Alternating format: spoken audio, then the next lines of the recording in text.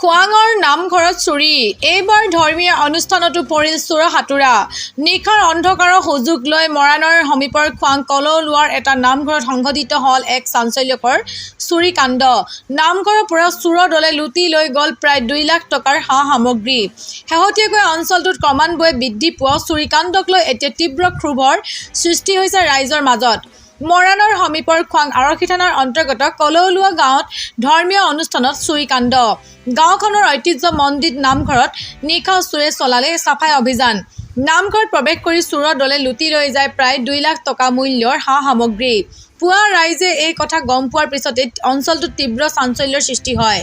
ধৰ্মীয় অনুষ্ঠানটোত এনেদৰে চুৰিকাণ্ড সংঘটিত হোৱাত গভীৰভাৱে মৰ্মাহত হৈ পৰিছে গাঁওবাসী উল্লেখ্য যে শেহতীয়াকৈ অঞ্চলটোত প্ৰায়ে চুৰিকাণ্ড সংঘটিত হৈ আহিছে গৰু ছাগলীৰ পৰা আৰম্ভ কৰি খুট নামঘৰলৈকে এতিয়া সুৰক্ষিত নহয় কোনো সামগ্ৰী এই সমগ্ৰ ঘটনাক লৈ এতিয়া প্ৰশাসনৰ হস্তক্ষেপ দাবী কৰিছে ক্ষোভিত ৰাইজে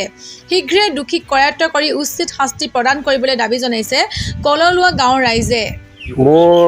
বয়স এতিয়ালৈকে মোৰ 84 বছৰ 84 ইমান দিনে এই নামঘৰতে ডাঙৰ দীঘল হ'লোঁ এই নামঘৰতে চলি ঘূৰি খালোঁ ধৰ্মৰ বিশ্বাস মন্দিৰ বুলি পেলাই আমি সদায় সেৱা সৎকাৰ কৰি থাকোঁ এই নামঘৰতে কিন্তু আজি যিটো ঘটনা ঘটিলে এই ঘটনাটো ঘটাৰ কাৰণে আমি মৰ্মান্তিক হৈছোঁ কাৰণ এনেকুৱা কিছুমান বস্তু আমাৰ গাঁৱৰ ৰাইজৰ সামগ্ৰী লৈ গৈছে সেইবোৰ অতি পৰিতাপৰ বিষয় কাৰণ নামঘৰত থকা সামগ্ৰী বিশেষত তাল বাতি শৰাই এইবোৰ বস্তু আমাৰ ইয়াৰ পৰা লৈ গৈছে আৰু আমাৰ টকা পইচাও কিছুমান জমা হৈ আছিলে সেইবোৰো তেওঁলোকে লুটি লৈ গৈছে আনকি আমাৰ মণিকূটৰ যিটো থাপনা সেই থাপনাখন লণ্ডভণ্ড কৰি পেলাই উলট পালট কৰি থৈছে তাৰ আৰু বহুখিনি সামগ্ৰী আমি এতিয়াও লক্ষ্য কৰা নাই আমাৰ যিবোৰ লিখিত সামগ্ৰী সেইবোৰো উলট পালট কৰি একেবাৰে হেৰি কৰি থৈ গৈছে লুটিয়াই বগাই থৈ গৈছে টকা পইচা হিচাপ কৰিবলৈ গ'লে আমি 2 লাখ বুলি অনুমানিক এটা ধৰা হৈছে কিন্তু তাতকৈ বেছি হ'বও পাৰে সেইটো ক'ব নোৱাৰোঁ আমি এতিয়া এইকাৰণে আমি এতিয়া এই কথাটো প্ৰশাসনে যেন এই নামঘৰটো কিমান পুৰণি এইটো নামঘৰ 1959তে স্থাপিত কৰা কথা হ'ল আমাৰ যি এইটো ঐতিহ্যমণ্ডিত কলৌলোৱা গাঁৱৰ যি ইতিহাস প্ৰসিদ্ধ আমাৰ নামঘৰ আমি ইয়াত আমাৰ জ্যেষ্ঠসকল আছে আমি তেখেতসকলৰ পৰা জানিব পাৰিছোঁ আজি তেখেতসকলৰে বয়স 65 70 80 বছৰ হৈ গৈছে আজি এনেকুৱা এটা ঘটনা আমাৰ ইয়াত আজি প্ৰথম হৈছে যিটো ঘটনা আমি বহুত মৰ্মাহত হৈ আছোঁ গোটেই কলৌৱা গাঁওবাসী ৰাইজ আমাৰ ইয়াত যি বৃহৎ ক্ষতি হৈছে আমি প্ৰশাসনক আমি ইয়াৰ যোগেদি আপোনাৰ প্ৰচাৰ মাধ্যমৰ যোগেদি ইয়াকে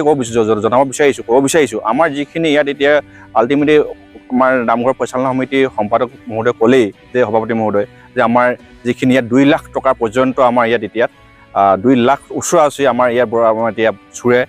যিকেইটা কালপিঠে আমাৰ বস্তু ইয়াৰ পৰা সামগ্ৰী লুটি নিছে গতিকে যিকেইটা কালপিঠে এই আমাৰ ঐতিহ্যমণ্ডিত কলৌৱা নামঘৰৰ পৰা এই সামগ্ৰীসমূহ লৈ গৈছে অনুৰোধ এই ব্যক্তিকেইজনক কৰায়ত্ব কৰি উচিত শাস্তি দি আমাক ইয়াক ন্যায় দিব বুলি আশা ৰাখিছোঁ আৰু লগতে ইয়াত আৰু কিছুদিনৰ পৰা আমাৰ বিভিন্ন ধৰণৰ এই আশে পাশে তেনেকুৱা চোৰ কাৰ্যকলাপ চলি আছে গৰু চোৰেই হওক আৰু ছাগলী চোৰেই হওক বিভিন্ন ধৰণৰ চোৰ ইয়াত ভাঙৰ উৎপাতেই হওক ড্ৰাগছৰ ইয়াত ধুনীয়া এতিয়া ওচৰে পাজৰে গোটেই এটা এনেকুৱা এটা বেয়া ইয়াত সৃষ্টি হৈ চলিছে গতিকে ইয়াত আমি এই গোটেই ব্যৱস্থাটোক আমি এই প্ৰশাসনে এই উচ্ছেদ কৰিবৰ কাৰণে আমি অনুৰোধ জনাইছোঁ আৰু ৰাজ্য হৈ আৰু অনাগত দিনত হৈ থাকে প্ৰায় হৈ থাকে ইয়াত এই নামঘৰত বুলি নহয় আমাৰ ইয়াত গৰু ইয়াত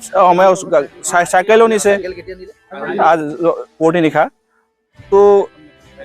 এই আমি এই প্ৰচাৰ মাধ্যমত ইয়াকে কৈছোঁ জনা প্ৰশাসনক আমি ক'ব বিচাৰিছোঁ যে আমি এই ব্যক্তিকেইজন কালপিঠকেইজনক যদি ধৰিয়ে নিব নোৱাৰে তেতিয়াহ'লে আমাৰ অনাগত দিনত আৰু এনেকুৱা ধৰণৰ চুৰি কাৰ্য হৈ থাকিব গতিকে আমি আশা ৰাখিছোঁ এই যিজন কালপিঠ আছে অতি সোনকালে কৰায়ত্ব কৰি উচিত শাস্তি প্ৰদান কৰিবৰ কাৰণে আমাৰ কলৌৱা নামঘৰ পৰিচালনা সমিতি তথা কলৌৱা গাঁৱৰ বৃহৎ বৈষ্ণৱসকলে আমি আপোনালোকৰ আগত অৱগত কৰিছোঁ ইয়াত আমাৰ গৰু চোৰ ছাগলী চোৰ হৈ থাকে এই যিটো কথা ক'লোঁ এতিয়া যিটো আমাৰ সদ্যহতে নামঘৰত হ'বলৈ ধৰিছে লাহেকৈ আমাৰ নামঘৰলৈ আমাৰ ধৰ্মীয় অনুষ্ঠান মাজলৈ তেখেতসকলে এতিয়া হিপিয়াব ধৰিছে এই যিটো আজি 70-80 বছৰ আমি শুনাই নাই দেখাই নাই এনেকুৱা এটা ঘটনা আজি আমাৰ নামঘৰত হ'বলৈ পাইছে গতিকে আমি বিৰাট মৰ্মাহত সকলোৱে বহুত দুখ অনুভৱ কৰি আছোঁ আমি গতিকে আমি আকৌ এবাৰ কৈছোঁ যে উচিত শাস্তি দিব লাগে আৰু অতি সোনকালে এই চোৰকেইজনক কালপিতকেইজনক কায়ত্ব কৰি উচিত শাস্তি প্ৰদান কৰিবৰ কাৰণে আমি প্ৰশাসনৰ ওচৰত দাবী কৰিছোঁ।